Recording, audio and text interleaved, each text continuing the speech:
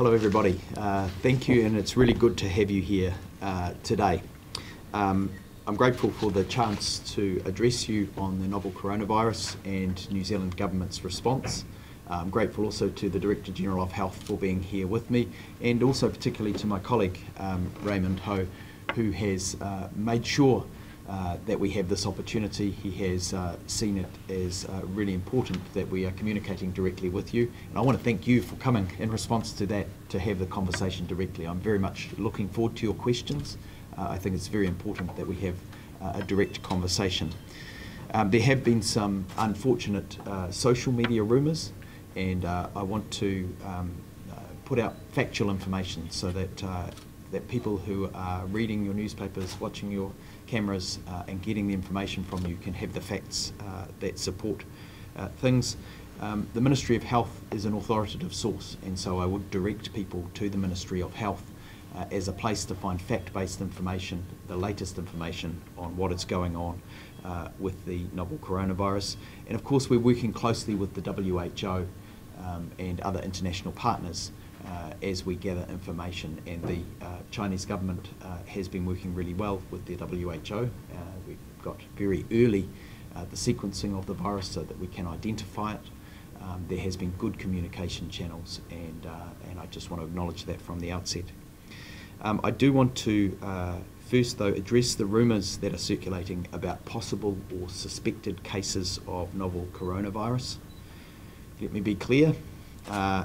If and when we get a confirmed case, we will be telling the public as promptly as we can.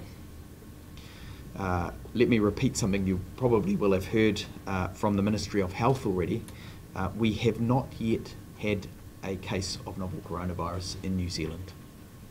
We think the likelihood internationally somebody will show up at some time with the virus, but the risk of a community outbreak is actually considered to be on evidence low at this stage, a sustained community outbreak. And in fact, I can go even further and say that at this stage we have not had anyone who has met the definition of even a suspected case of the novel coronavirus. We are taking a precautionary approach though, so we will still be testing people even when they don't necessarily meet the definition of a suspected case. So with that, I really do want to urge the public and the media to treat rumours with a lot of caution. They are just that, and it's more important that we have fact-based information. I want to acknowledge also the work of many government organisations in responding to the coronavirus. We know that a chance of it happening is something we certainly cannot rule out, that it will arrive in New Zealand, but we are well prepared. The coronavirus was first identified, of course, on the 31st of December, and the New Zealand government started responding actively almost immediately. On the 6th of January, the government was already communicating with the health sector and in frequent contact. The National Health Coordination Centre at the Ministry of Health has already been activated to coordinate the response to the outbreak, and the Director General can answer any questions on that you may have. And Cabinet has also authorised an infectious and notifiable diseases order. Executive Council has ratified that, and so that has already now in effect. The order will put novel coronavirus on Part 1 of Schedule 1 of the Health Act, which makes it a notifiable disease. And that means health practitioners and laboratories are required to notify medical officers of health of cases of the disease. In practical terms, this was already happening. This health sector knew the channels to respond if they had concerns, who to talk to, who to get information from. But this formalises it. This is how in New Zealand we do it. We formalise that process, so they are now required to notify, and it also gives medical officers of health powers under Part 3A of the Health Act to manage the disease if it arrives, including the ability to formally initiate contact tracing of contacts of cases of coronavirus. It gives the power to issue mandatory directions such as restricting movement and travel, and apply court orders for things like treatment. and it also gives the ability to issue administrative 72-hour detention orders, which are urgent public health orders if required. So those things will be used on a case-by-case basis if and when we get a case arriving in New Zealand. It is important, again, that the information that is being passed around is factual. At this stage, we know the virus could show up in New Zealand, but the likelihood of a case transmitting to another person in New Zealand is low to moderate. It's not at the high risk end. Sensible hygiene precautions are the most important thing. They are what's being given information at the border in English and simplified Chinese and traditional Chinese, good hand washing etiquette, cough etiquette also, and seeking medical help from Healthline is the best way to respond. The same kinds of things people would do with a case of the flu. Those are the steps that people can take. But managing coronavirus is something we're well prepared for. Making it a notifiable disease means we can continue to manage the response appropriately and formally increase activity as and when required. It's useful to point out that these powers under the Act apply to many diseases, but they have rarely been used because people generally cooperate when they're unwell and they seek to be helpful. And the best advice, again, is that hygiene advice and social isolation as well. Information has also gone out through education to students, suggesting that people who have been in Hubei should voluntarily self-isolate. I'm sure the Director General of Health will say some more about that. And I want to also say, we are taking the appropriate response in step with our international partners, where the Ministry of Health is in regular contact with Australia, and we are taking the same steps at the border that they have taken. There has been, unfortunately, some xenophobia out there, and we are very conscious of that and wanting to take an appropriate response and make sure that people are not panicked and are not being scared by rumours which are not based in fact. So I will hand over to the Director General of Health to make some comments, and then perhaps we will have your questions then. Thank you. Thank you, Minister, and good afternoon, everybody. So my name is Dr. Ashley Bloomfield. I'm a medical doctor, and I also specialised in public health medicine.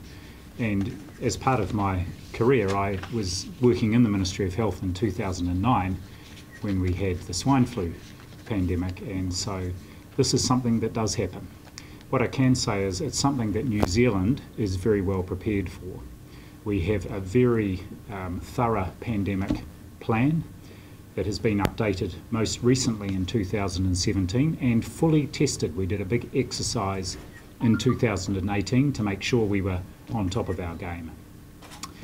I would like to just reiterate the advice around people who have been in Wuhan or in Hubei province in the last 14 days and have travelled to New Zealand. Our advice today is different from yesterday, and that is that these people should self-isolate for a period of 14 days after they were last in Hubei or Wuhan. The reason for this change is because there is some possible evidence that people can be infectious before they display symptoms. And this is a precaution just in case people who don't have any symptoms might be infectious. But we also know that transmission of this virus does not happen easily. In other words, if you pass someone walking down the street, it won't transmit. It happens when people are in close contact for a period of time. I also just want to explain what what self-isolation means. That doesn't mean people have to lock themselves in their house and not go out. If people want to go for a walk or do some exercise or do something, that is fine. They can leave the house. It is avoiding situations where they come in contact with other people. And it is also just continuing to observe those basic hygiene measures. So that's our advice today, and we know, and our experience is, that New Zealanders, from whichever part of the community they are from, are more than happy to do their bit to help protect everybody else. My final comment is around the Chinese response, and I've been asked this every day, are we confident around the information that is coming from China? And just to reiterate what the Minister said, there is a big difference in this outbreak or in this situation compared with SARS in 2002-03. First of all, we have a set of international health regulations that have been agreed by all countries in the world, and those international health regulations are there exactly for this sort of situation, and they place requirements on countries to provide information. And we have seen a great deal of openness from China in providing information and sequencing the virus very early and sharing that so we could develop diagnostic tests to help in managing the situation. And many of the measures that China has put in place are to protect the international community, not just their own people. So they are clearly showing a great willingness to support our global efforts to contain this new disease and to ensure that we can move past it as quickly as possible. A final comment about masks. Masks are something that everybody wonders about. I don't discourage people from using masks, but they are not the mainstay of preventing yourself getting sick or preventing others getting sick. What is the mainstay is that social isolation, hand washing, regular hand washing, and cough and sneeze etiquette. I should also say that we have a factory in Whanganui in New Zealand that is able to produce masks here, and they can step up their production as and when needed. So we don't have any concerns about the supply of masks in New Zealand, and we have separate dedicated supplies put aside for a pandemic situation should that arise. So that's all I wanted to say, but the Minister and I will be happy, of course, to answer any questions. 我估计很多这个问题，他们俩都已经提前跟大家回答了。但是现在我们请大家提问。提问的时候呢，就是简短的说一下你们来自什么媒体，然后尽量把问题问到这个简短实处。好，我们现在请谁第一个？ This is Sophia from Sky TV Media, the most influential Chinese media in New Zealand. So my question is there any isolated case in Auckland Hospital right now? In terms of the response, as I said before, we have not yet had any cases that meet the test of a suspected case. So that doesn't mean to say we're not going to take tests as a precautionary measure, but there's nobody that has met the test for a suspected case yet in New Zealand, and we have had no case yet identified. So what if someone's testing being sent into Australia? So where should he stay before the test results sent back? We're very encouraging, as you've heard the Director General say, of people taking social isolation seriously. People should, if they believe they may have had exposure or they've been to Hubei province in the last 14 days, they should socially isolate themselves and make sure that they're doing those basics of hand washing, cough and sneeze etiquette, and they should call Helpline if they have, Healthline if they have any concerns. So as far as we understand that some international students, they're coming back to New Zealand, but they're facing the problem that some owners or academic providers, they are refused to provide them any accommodation. So they may face a problem that they don't have a bed to spend the night. So is there any alternative accommodation for them? Look, I understand that is being looked into right now, but I would encourage people not to be panicked in this situation. People who have health concerns should seek medical help, then it can be clarified quickly. And to date, we have not had one case in New Zealand, and we have not even had one that meets the test of a suspected case in New Zealand. So the real concern for me is some of the social media, which is whipping up people's anxiety and spreading rumours that have no basis in truth. 来 ，Sophia， 我们先让稍微歇一下，我们先让下一个哈。I'm Angela from the local Chinese TV, the TV Panda 37. So my question is, we were told lots of passengers from China recently, when they went through the border, no special check at all, even for the temperature. So in what base the government still say they have already taken appropriate action for the virus? So we are doing what the World Health Organization recommends, which is first and foremost making sure that information is available to people at the border, because there's certainly a suggestion that in some cases this may be asymptomatic. So there is no perfect test at the border, But if people have the information themselves on how to get help, to phone Healthline, to isolate themselves if they have the disease, the hand washing etiquette and so on, then that is the very best measure that we can take. We have put public health officials at the front line to meet those flights. People can seek them out and ask them questions, or if they are also observing people coming through, if there's anybody that they think looks like might have symptoms, then they will approach them. The other thing to say is that there's also electronic signage at the airport, and so people, no matter where they're coming from, will be able to see that signage, and the information is being given out in simplified Chinese, traditional Chinese, and also in English. Thank you. I'm Leslie from Chinese Herald. So I think Chinese community are really concerning about the Kiwis evacuation. So those Kiwis trapped in China will be evacuated to New Zealand instead of Christmas Island? Yes. So my question is, what are the possible places? Are they going to be allocated? As Vincent Peters has already told to the media that they are not certain about this kind of answers, but I do think they do have kind of some options for them. So what are the options? I will let the Director General of Health answer this question, because I've heard him speak about it recently. Thank you, Minister. Yes, we've developed some advice that's going to the government on those different options. The government will make that decision, and they haven't yet. As soon as they have, they will announce that decision. So there's no specific options for them? There are specific options. There are a range of options that we are presenting to the government. And I can say that this is something that is discussed and anticipated in our pandemic plan. And it's something we considered back in 2009 during the swine flu pandemic. So we have got a good track record of doing advice on this, but the decision will be the government's, and they will make that announcement when they've made that decision. Okay, Shai. Hi, I'm Sarah from World TV. My question is, will the evacuation include New Zealand residents or permanent residents? My understanding is that the evacuation will focus on everybody that has registered with Safe Travel, and that includes both. Okay. And one more. We know it's winter right now in China and it's summer here. So does the weather have anything to do with the virus? I'll leave that to the medical experts Scientifically driven. to explain. So, well, what we know is that, of course, it's also the influenza season in the Northern Hemisphere, including in China. So many people with respiratory illnesses in China and elsewhere, most people will not have the coronavirus.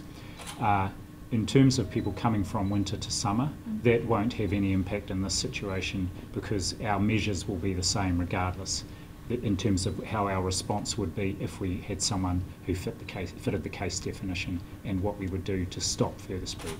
So does the weather have anything to stop the virus from spreading? What we do know is that, as you will be aware, that influenza, we have seasonal influenza that there's more of it during winter in whichever country you're in, but there is always a baseline level of coughs and colds and of influenza. It's just in colder weather, it's more likely to spread because people are inside more.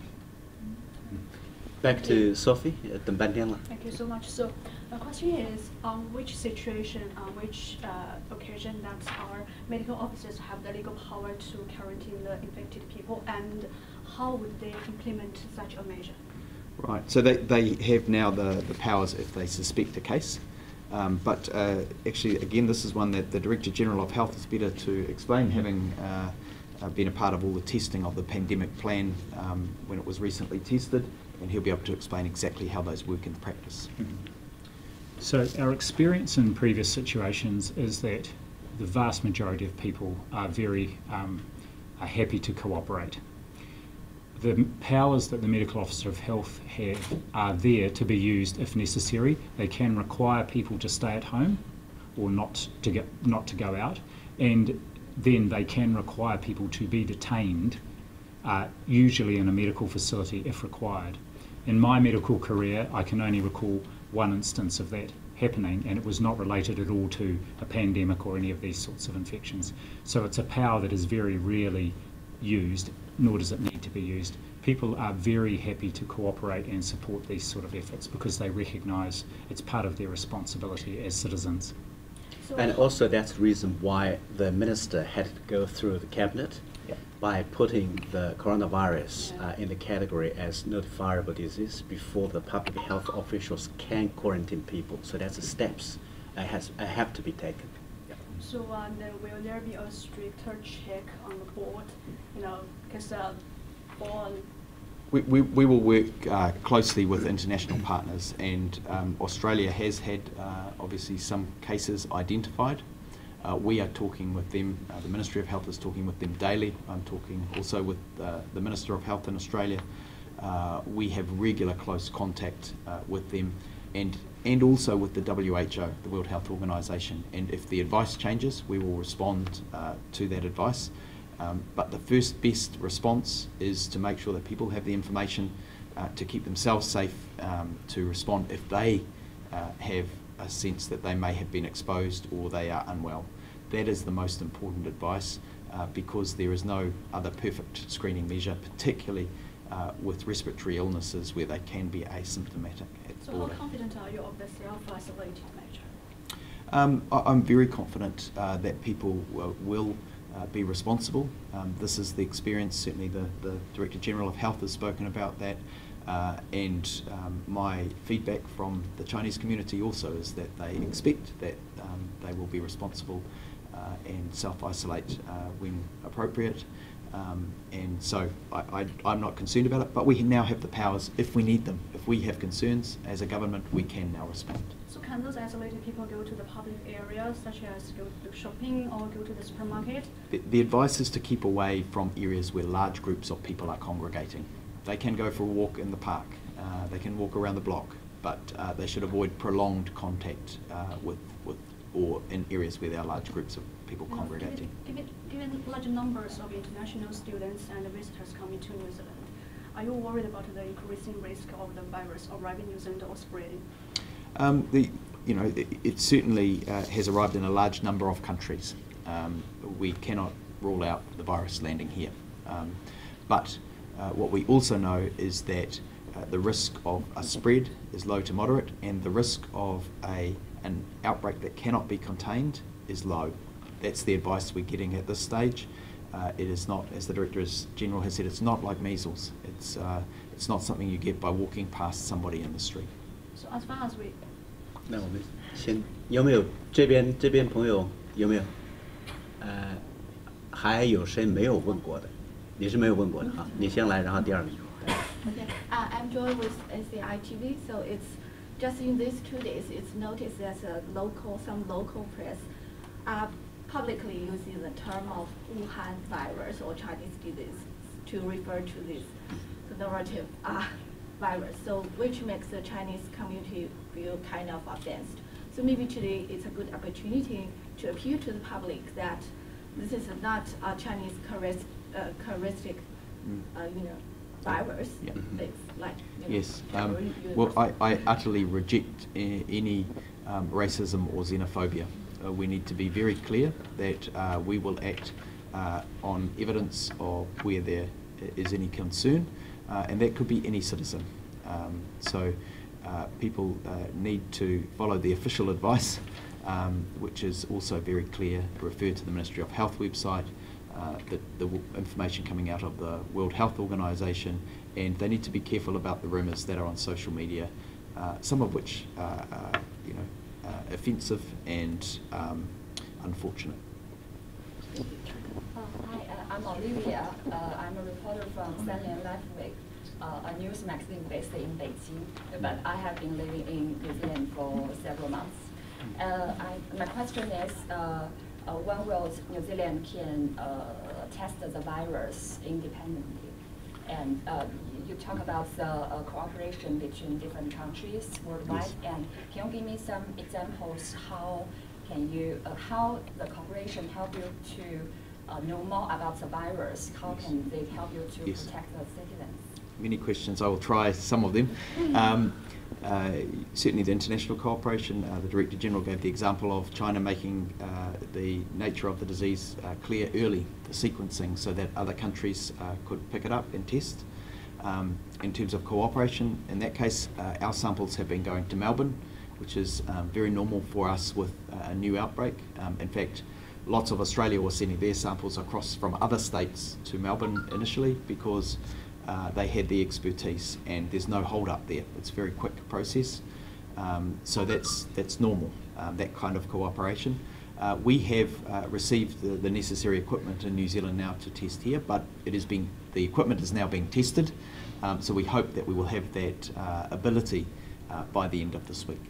The minister has a flight to catch， 因为部长要赶飞机，而且那个我们的卫生总干事也有另外一个会。如果问题是短，我们可以最后2个；问题长就最后一个。Last 2 or last one? Last one? 因为其他都问好 ，last one，OK。Yeah, because we are worried about the coming Auckland London Festival. So there will be like thousands of people get together celebrating the festival. Yeah. Yeah, our Chinese community, they just asked us to confirm with AT, the organizer of this festival, and what we got is that they will be following the rules or the suggestions of the government and all the WHO. I think they have already cancelled. But we've already heard that there will be some performance coming from China. So, do you have any idea about that? And do you have any suggestions for this kind of? I think actually Raymond has the information on this, so I might. Raymond, do you want to speak to the particular event? No, we can have last one where I'm checking for you. Oh yeah, one more question. Sure. That I have. So, can you give me some examples of the cooperation worldwide, how they help you to know more about the virus? Yes. So, I mean, the conversations I mentioned between countries, but perhaps the Director General can give you some more detail on those conversations. So for New Zealand, I think there are 3 things I can speak to. First of all, our very close cooperation with Australia. And we participate in their teleconferences each day as they develop information, and we share our resources and make sure we're very in step. The second example is we're also concerned about ensuring that Pacific countries, our Pacific neighbours, are both prepared and also to support them to help keep the virus out. So we've been, since last week, talking with the Pacific countries to see what they need, and we work with WHO, particularly the Pacific office of WHO, which is in Suva in Fiji.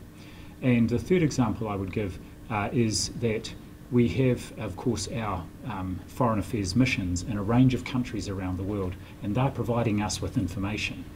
All countries are sharing information, and the major medical journals like the Lancet or the New England Journal of Medicine are making available all the information that is being published free of charge. Usually those journals have a paywall, but they're putting it up and they're updating it regularly, so any articles are being freely shared, which is of great help to the international community. Final comment is you may have seen media reports yesterday about an Australian laboratory that was able to grow the virus in the laboratory. It's the second place after China to be able to do that, and in that story it said they had now shared what that technology was and how they did that with the global community. So there's a very strong global shared international response here, and we're very much a part of that.